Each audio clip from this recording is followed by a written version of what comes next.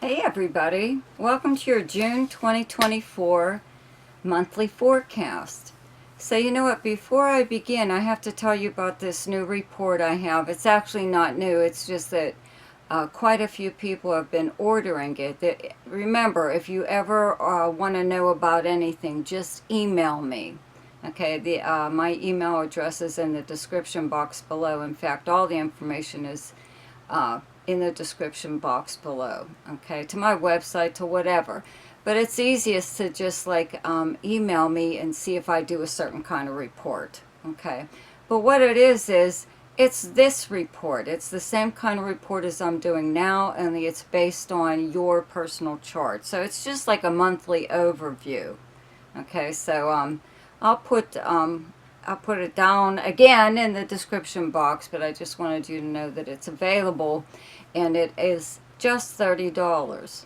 Okay, so okay, now for a special shout out to my subscribers. Thank you so much for all you do for me, for liking, sharing, and commenting. If you're new to my channel and you like this video, be sure to subscribe, okay, and share if you can. Also, just get my videos out there in circulation more, okay.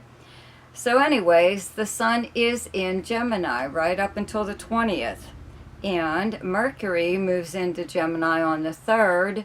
Okay, it is the ruling planet of Gemini, so it does well when it's there, and it's moving really, really fast. Okay, it's zipping right through Gemini and moving into Cancer on the 17th, so just those few days that it will be in Gemini. And there's a new moon in Gemini on the 11th, okay? And then Mars is still in Gemini up until the 9th, and then it moves into Taurus on the 9th, okay? So on the 17th, both Venus and Mercury move into Cancer, okay? Up until this point, sorry, Venus is still in Gemini up until the 17th, okay?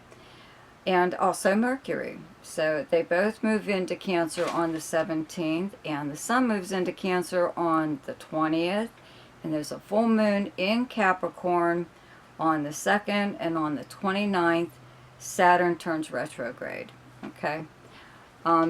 So I just wanted to let you guys know about that report. And also the shorts that I do, I'll be doing more the rest of the birthdays for those of you who are getting an aspect from Jupiter and Gemini. Not everyone has one, okay? So there's a lot of birthdays to go through, but I will get to all of you, and I just did those first so many because they're in June and July. So, so those early birthdays, in whatever sign you are, can at least get their information. But I will be doing the rest of that zodiac sign, like what is it, Virgo and Pisces and Leo, and who else? Well, I already did Gemini and Libra, I believe Aquarius also. Anyways, so now for your forecast. Hi Gemini, happy birthday. So yes, Jupiter is in your sign now, along with Venus. Okay, Venus is still in your sign up until the 17th. Okay, then it will move into Cancer. Mercury moves into your sign on the 3rd. Okay, it's moving very fast through Gemini. It is your ruling planet, so it does really well here. You may find that you have like a ton of conversations at this time, during this short period of time, or that you get an awful lot of paperwork done, or a lot of running around, a lot of errands run, or a lot of stuff that you had to do, that wasn't busy work though either. It was like something that really needed done, and you do it like, you just zip right through it, okay? Anyways, there's a new moon in your sign too on the 6th. This is all happening in your first house of personality and self, okay? Your rising sign is how the world sees you, okay? The sun is actually your energy, your life force, more or less, but your rising sign is how the world sees you, okay? So with all of these planets in your first house right now, you are the center of attention.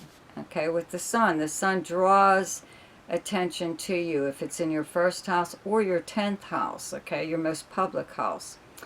But, you know, be sure to check out my video on Jupiter and Gemini. It'll cover more, okay?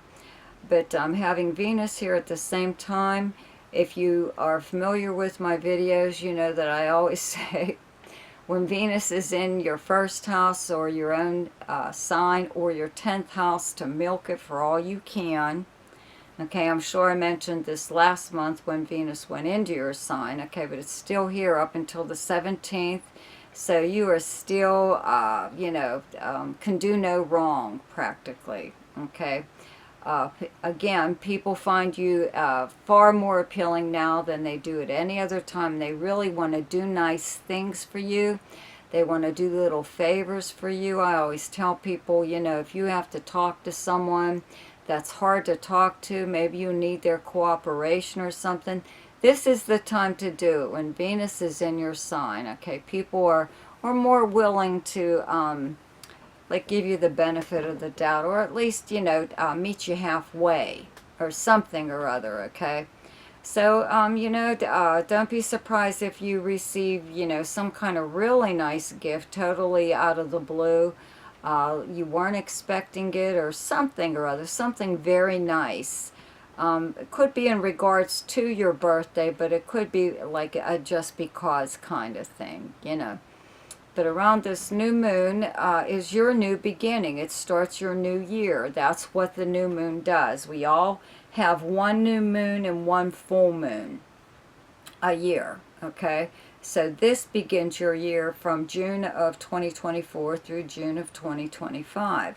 So it's nice to start something on this day, you know, before or after, a day or two before, you know, before or after is also the new moon is in effect.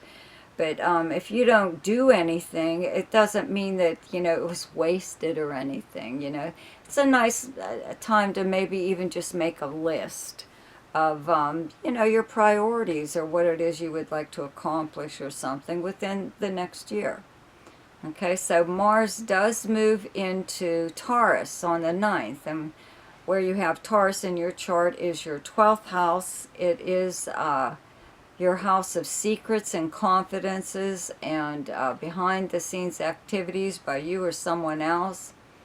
This is preparing something possibly behind the scenes, you know, getting ready for when Mars moves into your first house and energizes you to, like, do, you know, you have everything you need, everything you were working on. Now you have the energy or whatever to follow through on whatever it was that maybe you were working on in secret, you know. I do have to mention, though, when Mars is in your 12th house, you are not the only one possibly working behind the scenes, okay, in secret, okay. There could be also someone, you know, usually it is someone that you know who they are, you know, they're usually within your group of friends, or acquaintances. It could even just be someone that you know from, like, socializing online. Doesn't have to be a good friend or anything, but they could be undermining you behind your back. This placement of Mars in natal or even transiting is somebody being secretly jealous of you or envious of you.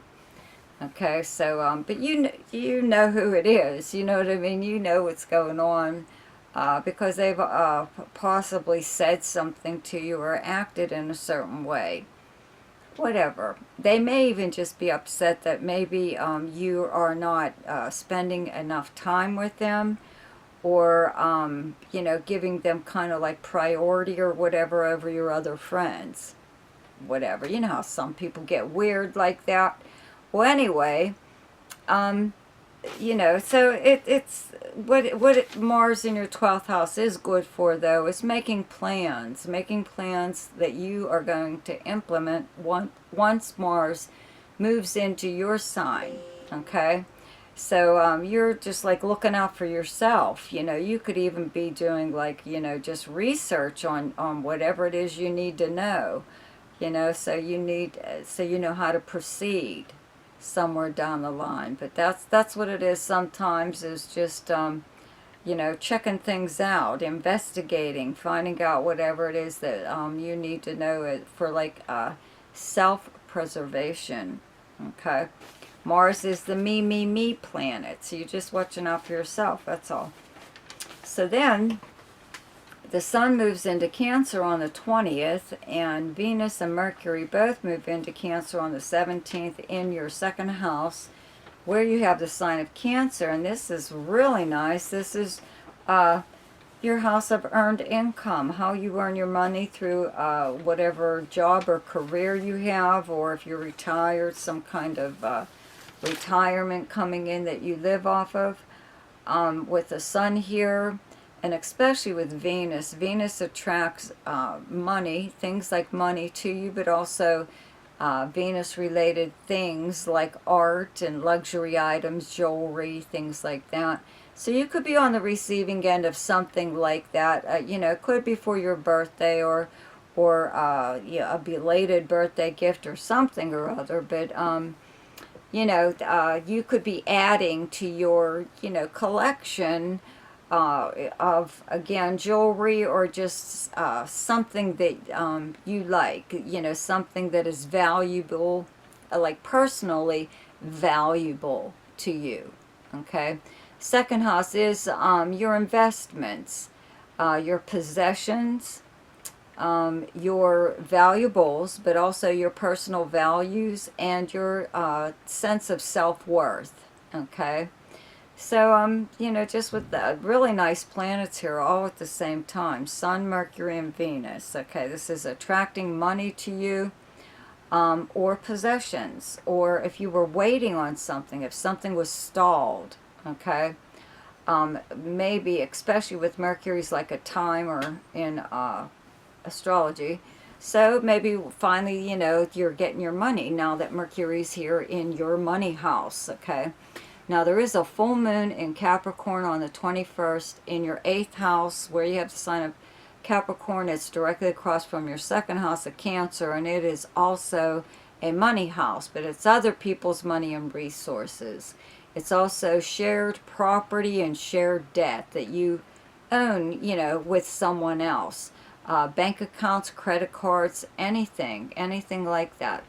If you're having problems with a creditor at this time, around this full moon, it'll be taken care of, or a bank, or some kind of bill, or even just getting your money. You know, maybe you're waiting on something. You know, 8th house is insurance payout, legal settlement, inheritance, refund, something or other, but it's passive money. Okay, so maybe around that full moon is when it will finally all be taken care of. Full moons exist to bring a problem to the surface, so it can be dealt with and then done away with. So this could be it. Maybe you're done. You're done having to deal with it after this. Okay. So the best time to do something each month is when the moon is in your own sign. And the moon is in Gemini on the 5th, 6th, and 7th. The best time to lay low is when the moon is in your opposite sign, and your opposite sign is Sagittarius, and those dates are the 19th, 20th, and 21st. The best time for romance, recreation, creativity, fun, gambling, or speculation, and anything to do with children is the 1st, 2nd, 14th, 15th, 16th, 28th, 29th, and 30th. The best time for money is the 7th, 8th, 9th, 21st, 22nd, and 23rd. The best time for Cancer is the 26th and 27th. And the best time for communication and travel is the 9th, 10th, 11th, 24th, and 25th. So I hope you enjoyed your forecast for June. Have a wonderful birthday. See ya.